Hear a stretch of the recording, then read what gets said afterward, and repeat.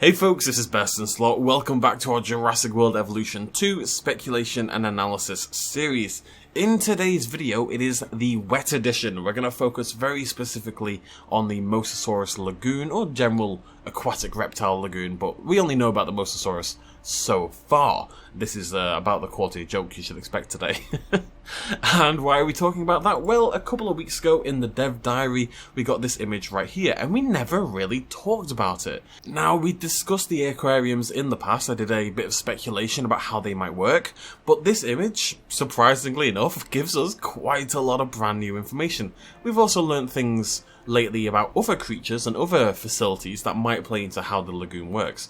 So I've put all that together into one video. We're going to speculate, we're going to analyse, and try to figure out how these lagoons are likely to function. Before we can do that, we really need to zoom in and get a slightly better look at this lagoon. So we're going to enhance, pretend we're on an episode of CSI. I've never actually seen CSI, but I assume this is what they do. We're going to enhance. We're going to enhance. Going to enhance. We're looking good. We're going to enhance. Maybe too far. We're going to enhance. We're going to enhance. We've gone too far. That is about the quality joke you should expect. Right, so here we go. About perfect. And the first thing we need to do then is try to figure out what it is we're looking at. How is this lagoon formed in the landscape? Because that's going to tell us a lot about everything else. About how viewing is going to work. About how the creatures themselves are going to work. About how feeding might work. Blah, blah, blah, blah, blah. So, let's get started. First things first, there's a wall. The wall to me looks very clearly above ground. It looks like the water is about ground level, which is similar to Jurassic World itself. So we've got a big grey concrete fence going around the lagoon. Now it's worth noting this is a very neat shape. It's kind of like a rounded rectangle by the looks of things. I saw a suggestion on the Reddit when this first all appeared. Someone said, you know, this might be painted on. I really don't think that's the case. I'm pretty sure this is formed. It's custom, but it's controlled in its customness. I think it's just like a building you place like the aviary. We'll talk about that in a little bit, but don't want to get anyone's hopes up about that. I don't think this is going to be brushed on or painted in any way. Anyways, what else do we have? We can see it's very furry. It's got these like little bent bars sort of propping up. You can see them along the whole thing. I just didn't want to draw them all. But basically these are clearly these things right here in Jurassic World itself. There might even be, there probably is actually, I think you can just about make them out, but we're very far away. But there might be the wires or the bars connecting these along as well. We also have this thing over here. Now when I first saw this in the video, I suggested it was a platform. I thought it might be this thing over here, the walkout platform. The woman trots along as she talks about the Mosasaurus. However, when zooming in, as you can see over here on the right hand side, it looks very clearly like a drop down sort of area. You can see there's a shadow here, which would suggest that this is like a top part and then this is below it. So what I suspect this actually is the underground viewing. If you remember in Jurassic World, these seats here, they sank down below the ground and you got to see the Mosasaurus tank from underneath, and it was my favourite part of the entire film basically. Now those seats aren't here. I've got a little theory on those, we'll talk about that later, but the seats they're clearly not here by default, right? Which means they're probably not going to be sinking into the ground, and that's probably no longer the method of underwater viewing.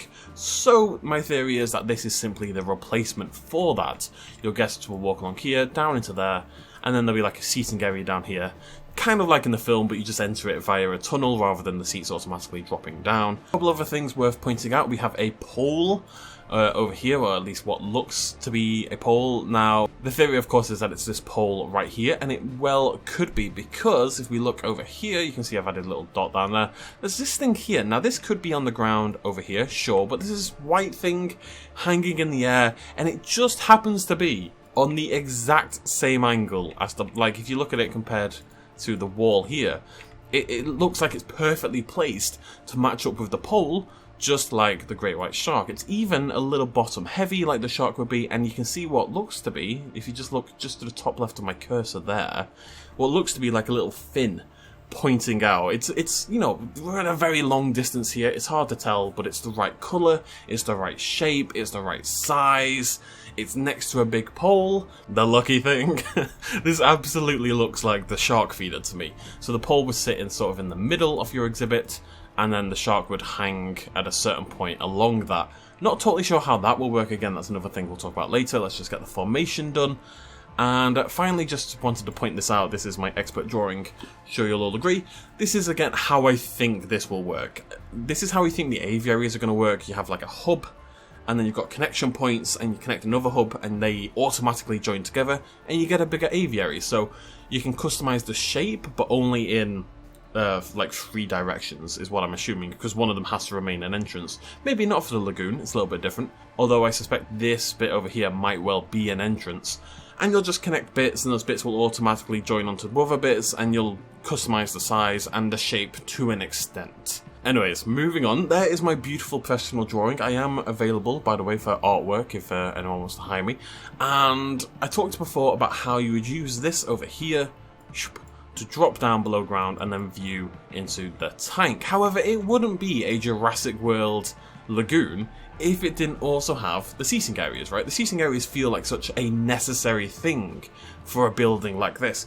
Now, one of the benefits, people have commented on how the lagoon looks very simple in a way, and that's, I think, why people thought it might be like a fence you put in and then you can build it and then you can maybe put the water in yourself. In my opinion, the reason it's so simple is the same reason it's very simple in the aviary. I'll show you that in just a moment, actually. And that's because it's going to let us add things to the outside of said fence. So I think, possibly, these Jurassic World seating areas will basically be like viewing vents we have on our regular exhibits, in that you'll put them down and you'll drag and drop, and you'll be able to place them at any point around this fenced area, and they'll just sort of, you know, they'll snap on and you'll drag them around, you'll place them down, and then you can use it like a regular viewing area. I think they'll just be viewing vents for our lagoons. I just don't see a world where we don't have above and below water viewing, and I don't see a world where we don't have these seats. They're very iconic. These are well-known, famous, very associated with the lagoon and such. So, as for the shark, however, that I'm a little bit less sure of. If we go back over here, actually no, it's way easier with my drawing. You can see it's kind of off-center a little bit, but only a little bit. I think it might be a placeable feeder. If there's one thing that's throwing me about the lagoons, it's how we're actually going to edit inside the water. Maybe this is just a placeable feeder item. Maybe it automatically spawns at a certain size, or when you've got certain species involved, or something like that. One of the benefits of these things being custom but controlled at the same time means it's very easy to kind of like have a toggle option or have a specific spot that's registered for, you know, feeders and other things like that. Like this, for example. That's my little demon woman. That's meant to be the announcer woman. Maybe again that's another thing. Maybe you can add one in one pod, one in another, and if you had another pod up here you could add something else. You know, these little extra items that make the habitats a little bit more interesting. I actually have no idea. But the thing that's interesting about this is if this is a thing, if you can add the shark feeder like it appears you can at the moment, what does that mean for the aviary? Now, we haven't really seen much in the aviary in terms of the customization. We know you can terrain control the floor and stuff like that, but we've not had an actual focus on the aviaries as opposed to the Dimorphodon itself. We obviously speculated about having like roosting spots and stuff like that for our pterosaurs in the aviary that you would be able to place down. Now, we haven't seen any of that, but if this is the case for the aquarium, for the lagoon, that we can place the feeders, we can place other things, maybe that would also be a thing in the aviary. It kind of looks like I've thrown a net over some feces, which isn't what I was going for. Now, we're moving on to what you will admit is the greatest drawing humanity has ever seen. So this is my Mosasaurus Lagoon, and we're going to build this up with lots of potential features, again, based on the design and, you know, logic. Big brain. First things first, as I mentioned, I'm very curious how a potential aquatic edit mode would function. If we assume that the lagoon has about the same level of customization as the aviary, and on the floor of the aviary we can control the terrain and add things, that would suggest we can probably do the same in the lagoon. Now the question is, how does that work? Because it's underwater. Are you going to have to do it through the water from the top? Are you going to be able to move the camera? You know, say this is a camera. Are you going to be able to put the camera under the water and just terrain edit like that? Or are we going to have a specific aquatic edit mode, which I think is maybe the most likely? I can imagine maybe like an edit terrain button on your, you know, you click your lagoon, you get an edit terrain button, it maybe takes away the water, pauses the game, takes away the water, stuff like that, and then you can add your plants and your rocks, etc.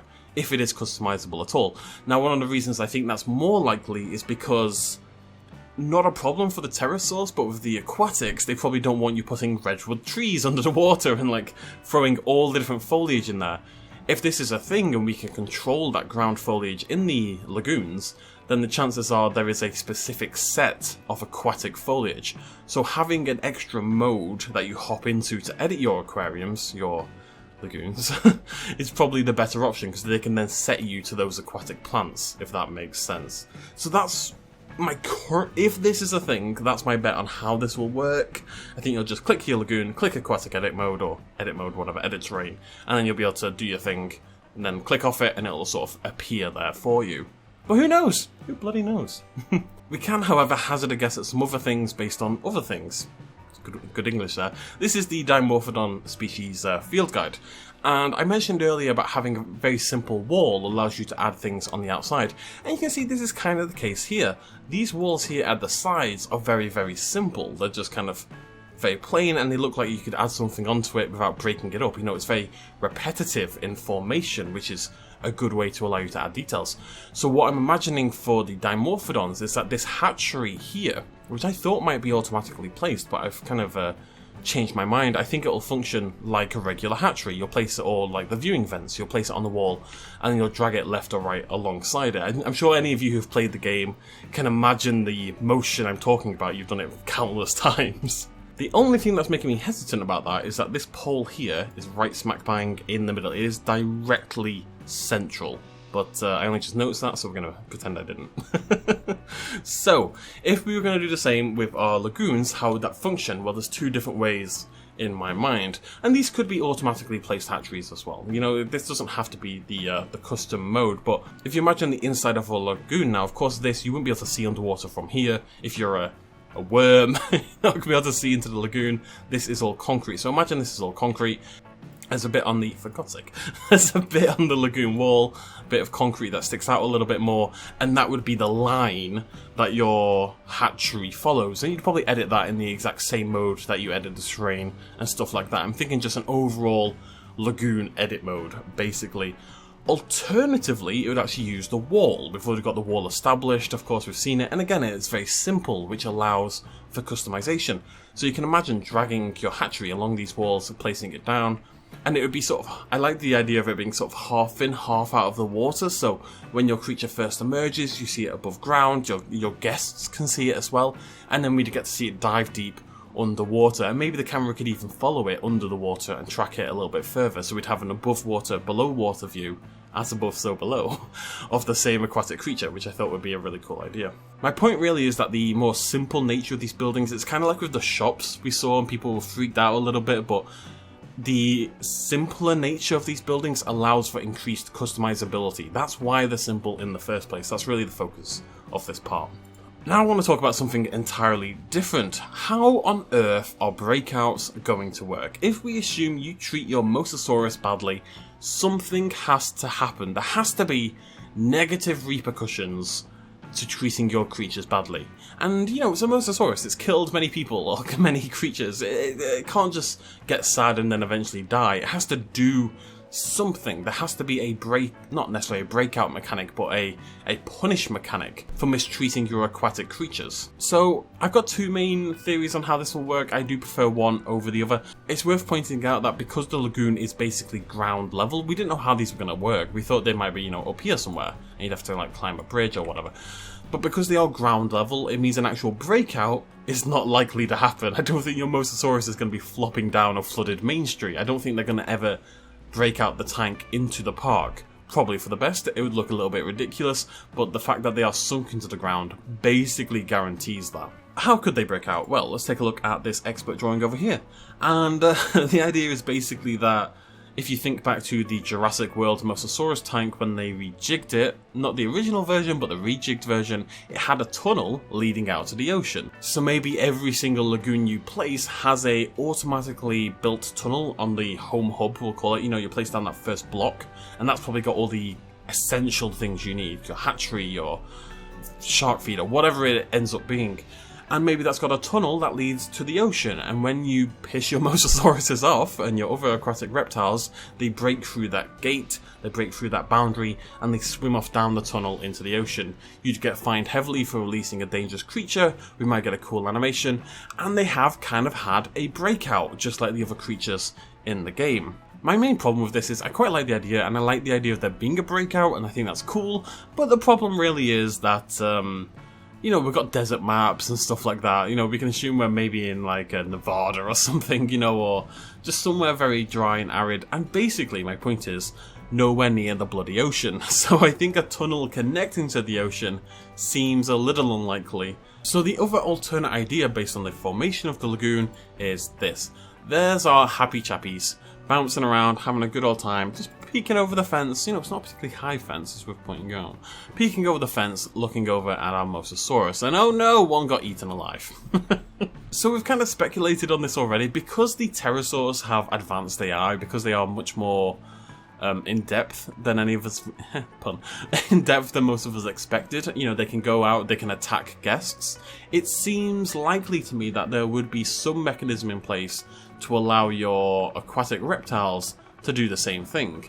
Now, of course, they're not going to be flopping down around the park, so the only way this could happen, in my opinion, is that maybe most of the time your guests can walk around your habitat absolutely fine, totally safe, no problems whatsoever.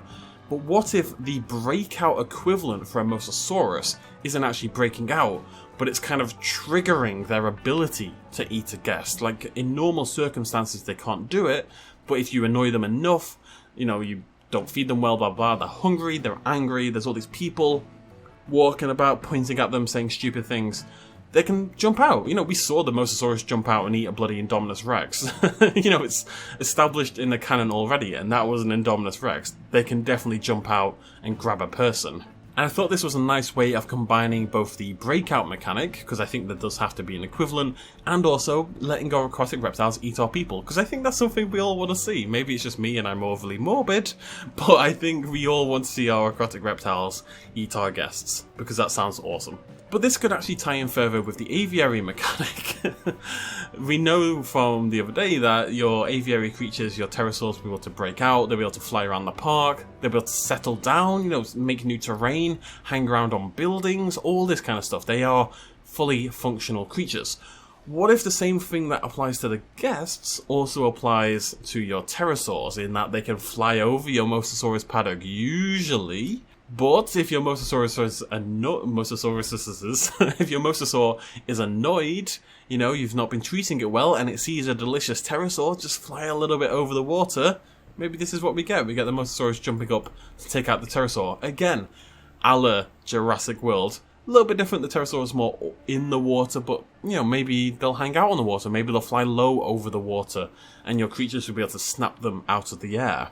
That one's a little bit more of a push, but I think the guest mechanic breakout idea is pretty solid, I've got to say. I think it's basically the only thing that works in the context of the lagoon as it is. Now, maybe they've got something entirely different planned. Maybe there is something we don't know about at all. Maybe as you drop down here and you're looking through this big glass wall into the lagoon, if your Mosasaurus is pissed off, maybe it's going to come and, you know, bash through that glass wall and drown and eat all your guests or something, which would be amazing as well, although also seems unlikely.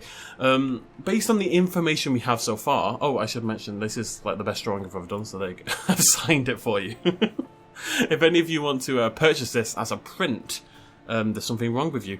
So, this is my best guess of what I'll look... Sorry, I'm just taking in the entire drawing at once.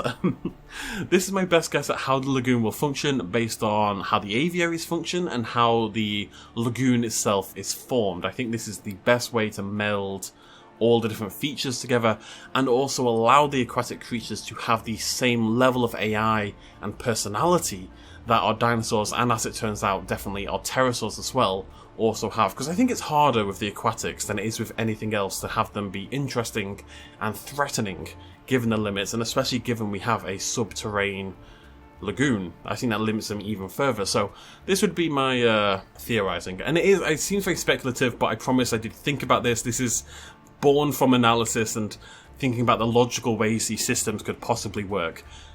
yes, my logical analysis has led to this children's drawing, but that's not the point. That's just shut up.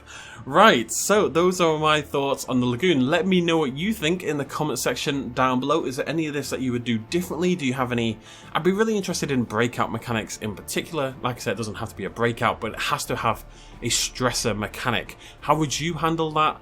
I couldn't think of anything other than these two, basically. Maybe they kill each other more, you know, the aquatic reptiles would tear each other apart instead, or something like that. Who knows?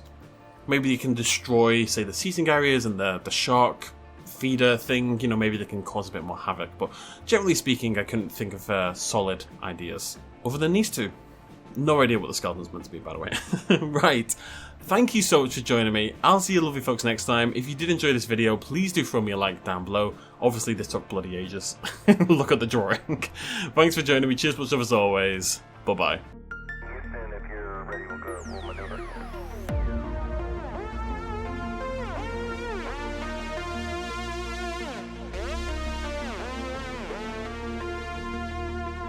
Reaching out.